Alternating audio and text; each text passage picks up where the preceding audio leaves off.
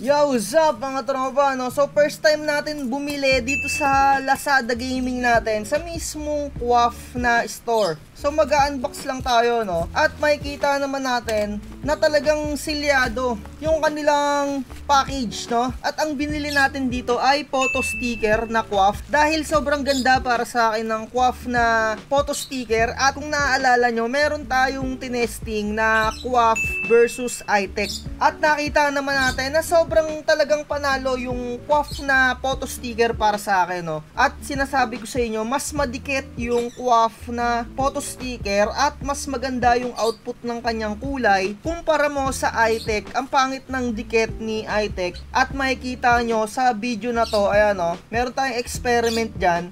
Parang isang linggo lang siya dyan sa labas, dinikit ko dyan sa dingding sa labas. Ulan, umaraw, although medyo talagang waterproof siya pero medyo nagpi-fade. At panoorin nyo na lang siguro yung video na yan, no? Konti lang yung ilalagay ko sa video na to. At sinasabi ko nga sa inyo, talagang lamang na lamang etong QWAF. Kaya bumili ulit ako ng QWAF na photo sticker dahil ito yung ginagamit ko pang low cost na print. Low cost na print, ibig sabihin, ito yung pinakamura kong print. Ito ginagamit ko sa mga product label, no? Kasi product label kailangan talagang mura yung sticker dyan. Syempre, para malaki pa yung tubuin nung bibili sa'yo. At bumili nga tayo sa mismong QWAF na last mall. Talagang sobrang silyado ng package nila, no? Medyo matagal nga lang dumating, siguro mga 3 days. Buksan lang natin. Ang binili ko nga pala dito, ayun nga, yung photo sticker. At bumili pa ako ulit ng photo paper na mababang GSM lang. Parang 120 GSM lang na photo paper.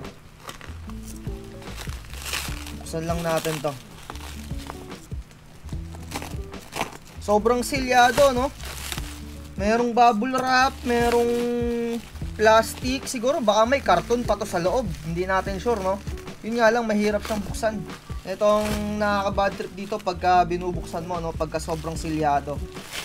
So next video natin, meron tayong binili na Yasen na photo paper, na sticker, photo sticker na Yasen. Titignan naman natin kung gaano siya kaganda. Pero so far, no, ang pinakapanalo sa atin etong QWAF na photo sticker eh. Talagang maganda yung pagkaka-print niya, tsaka yung pagkakadikit niya, maganda rin talaga. Kumpara mo sa iTech ha, dahil sa iTech pa lang yung sinusubukan natin na photo sticker. Yun pa lang yung natatry ko talaga, to tell you honestly mga tropa. Yung Yasen, bagong bili ko pa lang. Next video, itatry natin. Wala na. Talagang bubble wrap lang, tsaka etong plastic wrap. Ayan o, ito yung binili ko sa kanila. Sa mismong QWAF na official store ko to binili, no? Hindi sa mga reseller. Ayan o. At kung nagsisimula pa lang kayo, no, ang bilihin niyo talaga itong QWAF. Huwag na kayong bumili ng iba pa na photo sticker pang low cost printing. Kasi tinesting ko na para sa inyo. Ako na nag-testing at inuulit ko, hindi to sponsor, no. Ito talaga sobrang quality na ito.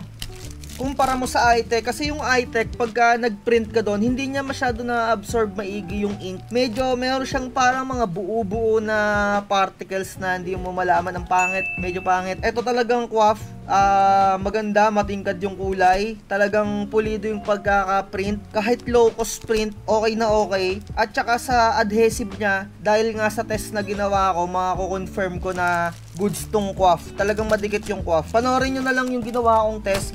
I-upload ko na lang dyan sa description yung link. At bumili rin ako ng QWAF na photo paper 120 GSM. Kasi etong photo paper na to, na manipis na to, 50 sheets din siya, 100 pesos ko siya binili. Gagamitin natin siya pagka merong mga nagpa-print sa atin ng mga certificate. Dito natin siya ipiprint para hindi ganun kakapal. Para goods lang. Tsaka pang mga pliers, okay din to. So, goods na rin to. 50 sheets na siya, 50 peraso, 100 pesos.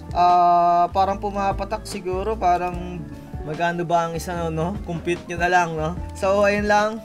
Like, share, and subscribe. Sana nakatulong ako sa konting tips na to kung ano yung mga gamit na binibili ko. So, ayun lang. Bye.